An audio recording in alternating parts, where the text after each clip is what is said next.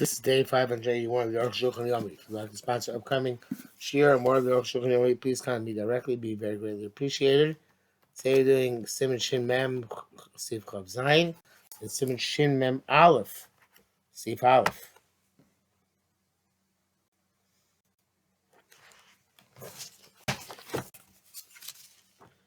Chav Zayin.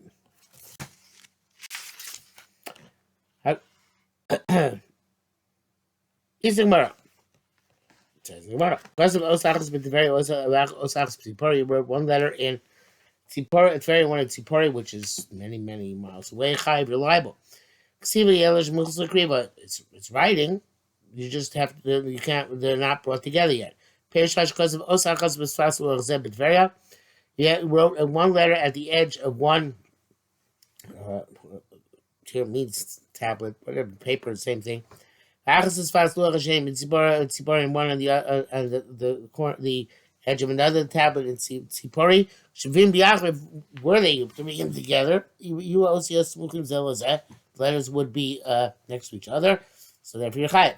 The Ram writes, if you took a scroll, parchment, anything like it, because of love, it wrote upon it one letter in this country, because of Osachas Medina Acheres, and he wrote another letter on it, different country, Megillah Acheres, not on it. He wrote on one Megillah in one country, another Megillah in another country, Chayev. She was marching Karvan Nagin Ze Im Ze.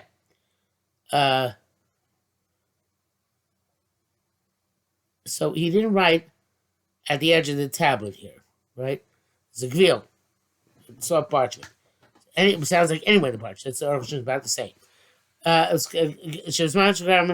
they put them close together, they can be read. They're read with each other. And they don't require a ma'isa to bring them to connect them, to put them together. They require the ma'isa to bring them together, but they don't require some ma'isa in the paper or in the writing. Because according to the Rambam, the soft paper or soft parchment, if they're distant from each other, and they're not in the middle, and they're not at the edge, on the other karvan, you can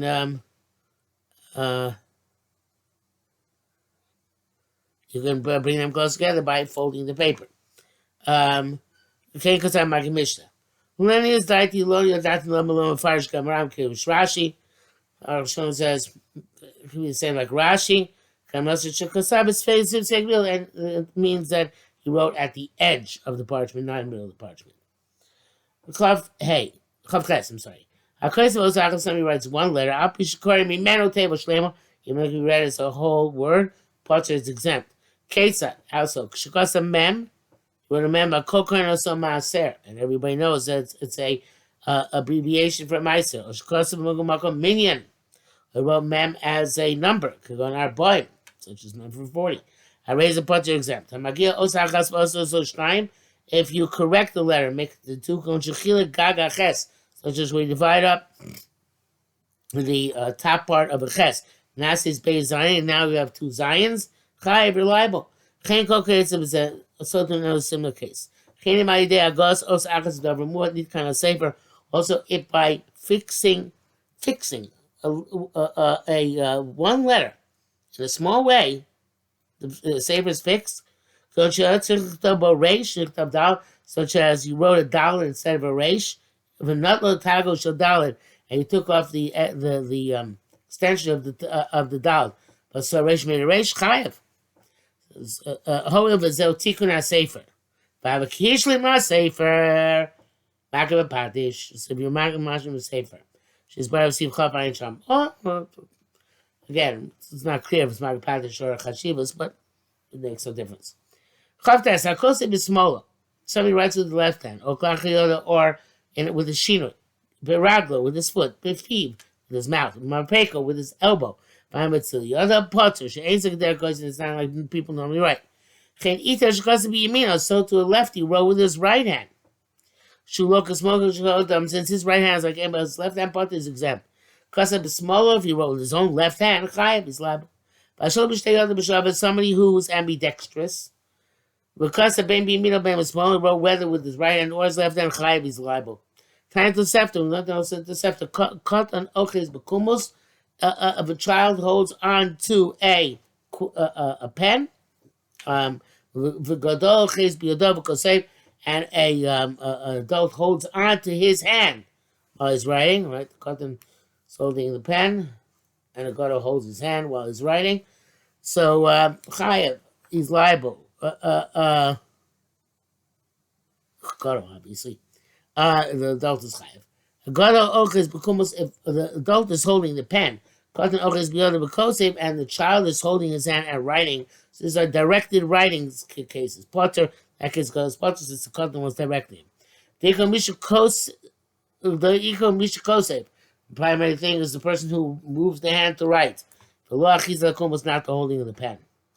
Mishabura says, but if the person holding the pen had a mind to assist in the process, he wasn't just hanging his loose hand there, but he actually assisted the person who's holding his hand, then he's chayav in that case.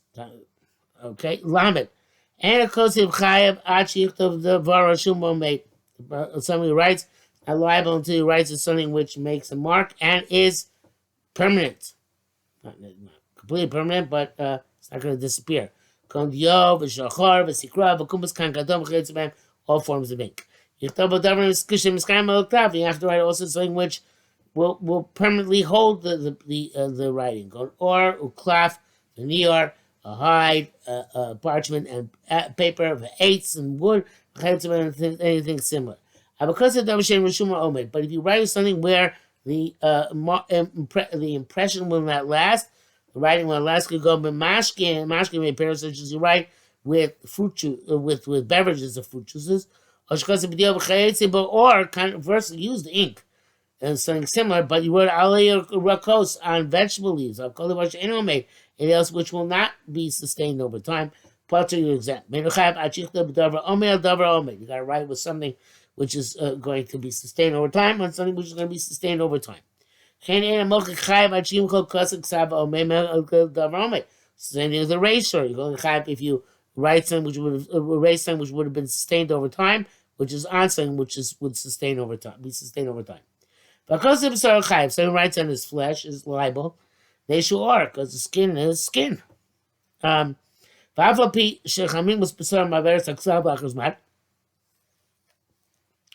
Even though the heat of his body will eventually cause the writing to fade, I raised the time exception.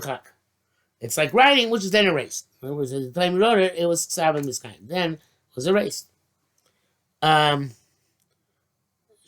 says if you write on animals which don't have a hide, you're exempt. Because these Bali Chaim, since they don't have a hide, the heat of their body immediately removes the writing, or at least moves in a way that's not considered to be sustained. Back to Arukh HaShulchan.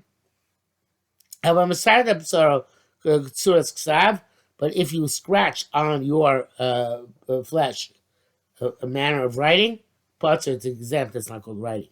But somebody who rips leather to make a form of writing, Chai Mishum Kosev. That is Chai considered Chai because of Kosev, obviously because it's that is the derech, opposed to your own flesh. Varoshim or Kitabni is Ksav, but somebody who marks on a hide in a manner which looks like writing, which I guess it's really not. Potter, Kenkosav Rambam Sham. Zemito, this Rambam says this, but Zemito Sefta.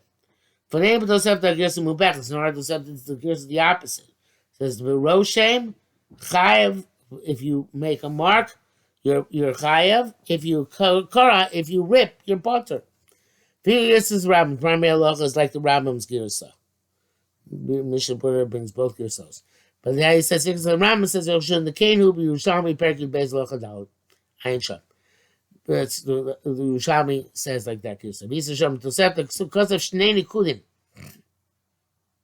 If you wrote two dots, and somebody else came, I guess even globs of ink, and somebody else came, was mashing them, and made two letters, the guy who made the letters is chayiv. Lamed Kasur Rabbi saying about Shulchan Rabbi Dal. Yesh Nizar Shulchan Betz Bal Shulchan. The mashkin Efer. You shouldn't trace on a table with in liquids or in ashes. But you can go like this in the air as if you're writing letters, which would mean that sign language is also okay. The most famous case of this is when you have moisture on a window and you rub your finger deliberately in the moisture to make a letter or a drawing that is also drabanan. And as he says here, even though it's something which can't be sustained, it's exempt. Nevertheless, it's prohibited to deliberately do so. But if it's in the air, it's nothing.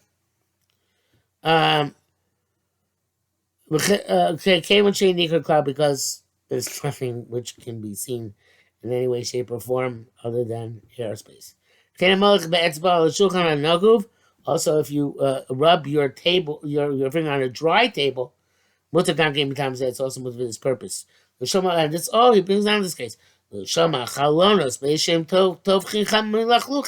To make marks on a window when it is wet because of moisture, also that's forbidden.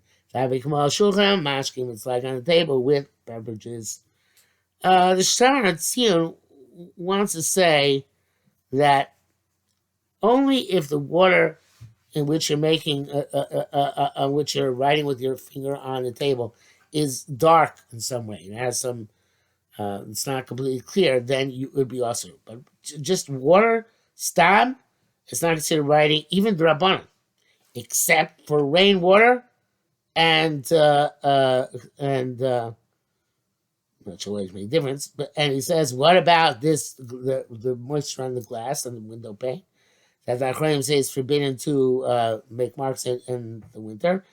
There it's because it's the writing is very nikar. It's very recognizable. So even though it's water, he says that is still in this rabbanon. Okay, I'm not sure. Obviously, Arukh HaShulchan doesn't make these looking modes. All this also. Mishabura is one who distinguishes between clear water and colored or tainted water. Lama base. Because Rabbeinu Beis says, hey, muter lirshom b'tziporen, Moshe l'simon. You're allowed to make a mark with your fingernail, like you do, like people do as a simon. You're like so you're making a fold in a page through with your fingernail. It just says specifically fingernail.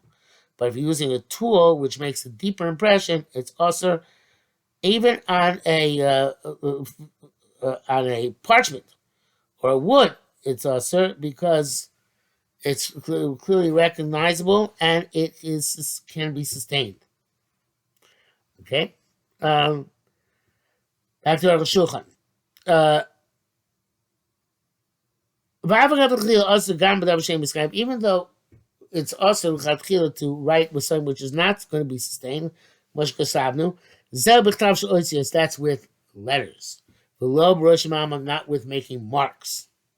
The Krakosam test and look Rabbi Yossi Mechayev Baroshim. The halacha is not Rabbi Yossi who says you're liable even in case of Roshem. Ayin Sham. Yesh mi shetarch b'zeh. And then Yitaz had spent some time discussing this. But it's clear, like I wrote. So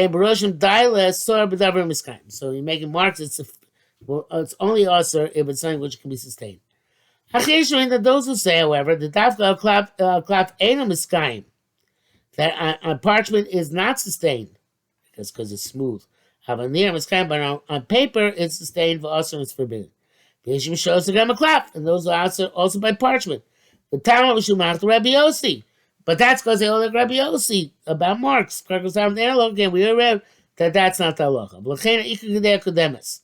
Therefore, the primary halacha is like the previous one. Thou klaf mutter, I guess because it's smooth. On the other side, on paper, it's forbidden. Shabura says some machmir also by cloth. Rishume osios, gamel cloth osios, but that was all with marks. But to make marks of letters, also and parchment it's also ksiva b'echel avar screen bloy feather, which is a pencil lead. Chayim in a Torah, you're liable mida raisa. It's mischayim enough. You also the raisa. Lama Gimel. V'dai shno sheishu tilumat ksav las ein bochim in a Torah. Those ones say that if you write in a foreign language, not Hebrew, there's no isn't the raisa. But that's nice. We already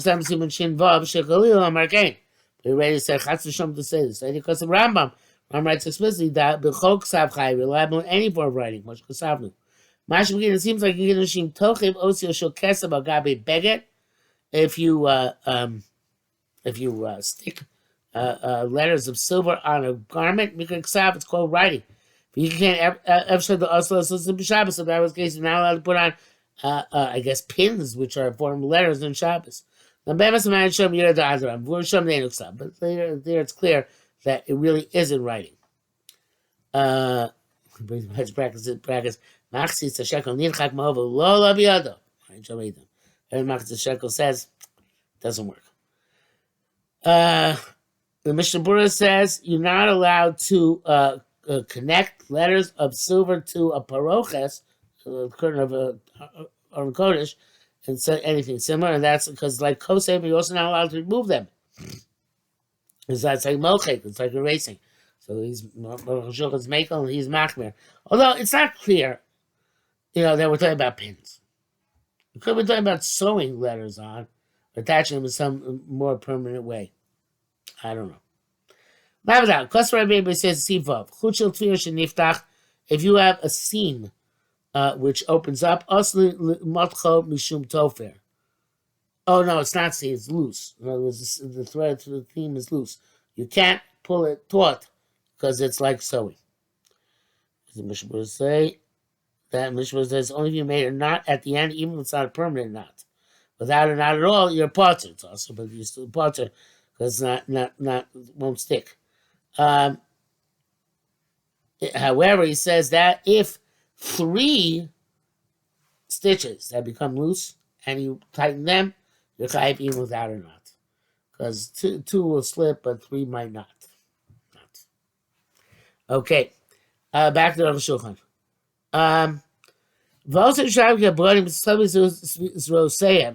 And people who tighten their garments around their arms, by a string or rope which they tighten and they pull, they tighten it. Also, you can't tighten it, and can you recovering tzas unless the holes through which these strings go are a bit wide, and to come with fear of the eagle, they are sewn and round. In other words, if that string is and the holes are in close contact, and the hole is ragged and not distinct, so then it's sewing. It's like pulling a thread through a garment. But if it's distinct, then it's not. Okay, so the Arukh HaShulchan explains the locating havik, but it's not a real buttonhole. It's like sewing. But when they are fixed in that way, I feel even if the thread is stuck into them with a needle or sewing needle, mutters missiles. But that's only if they tighten every day. I find sometimes leave for several days tied.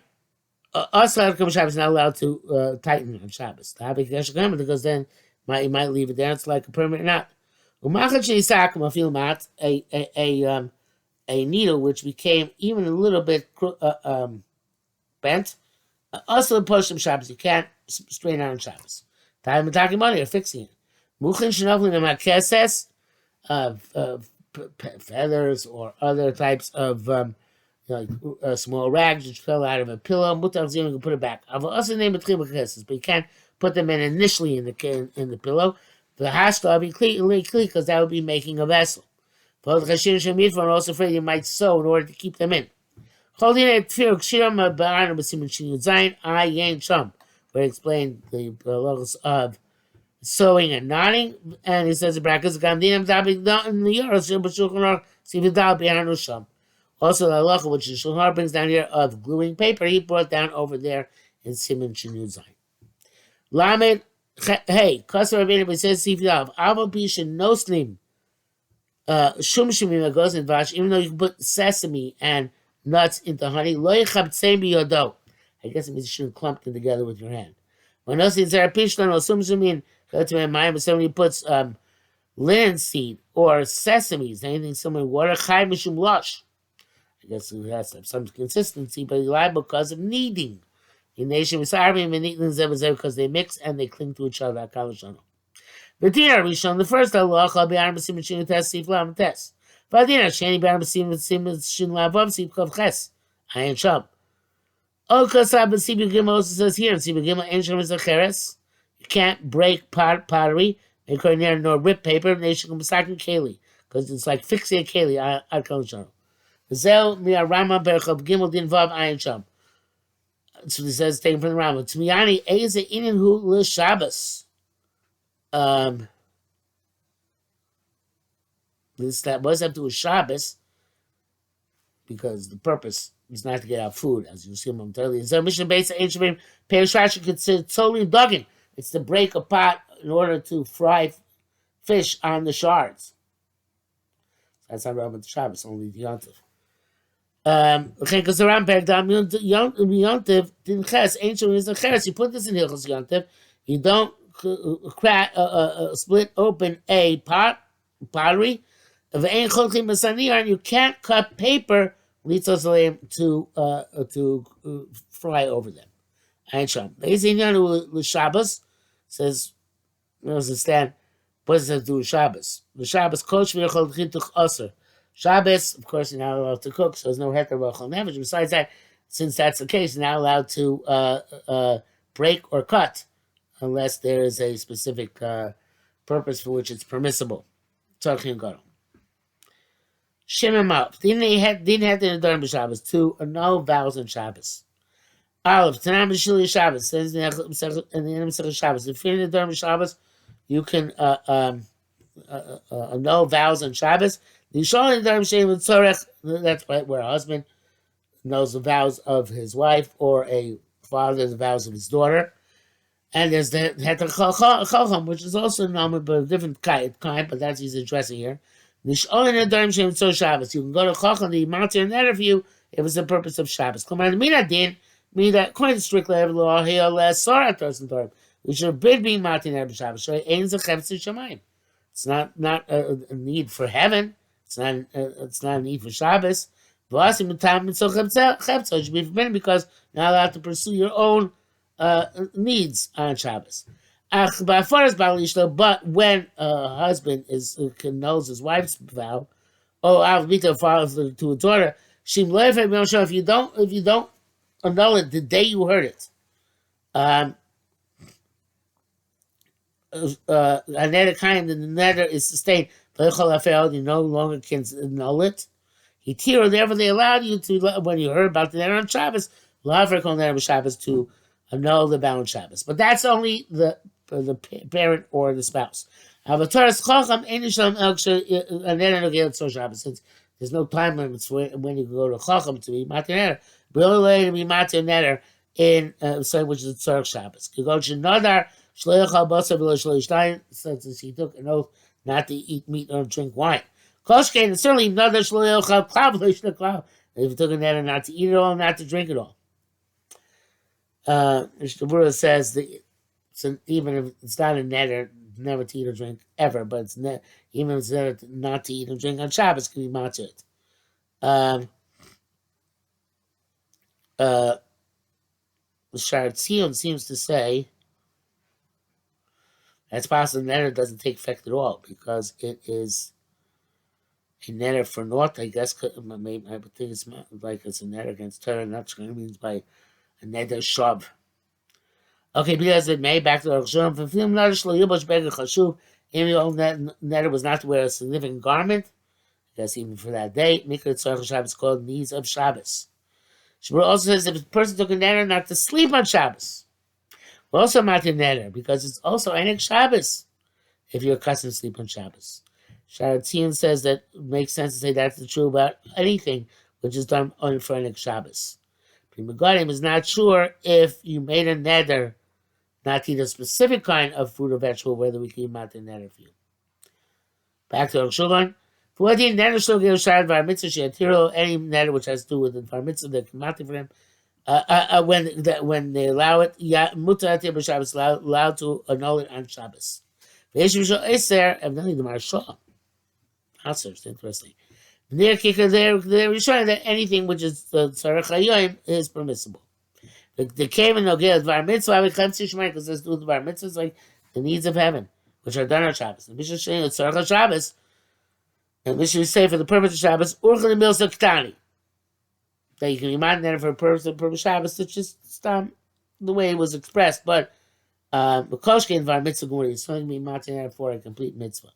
Yishalim after you chol mishal kol Shabbos, and you can, that case, go to Chacham to be matir neder, even though you had time before Shabbos began.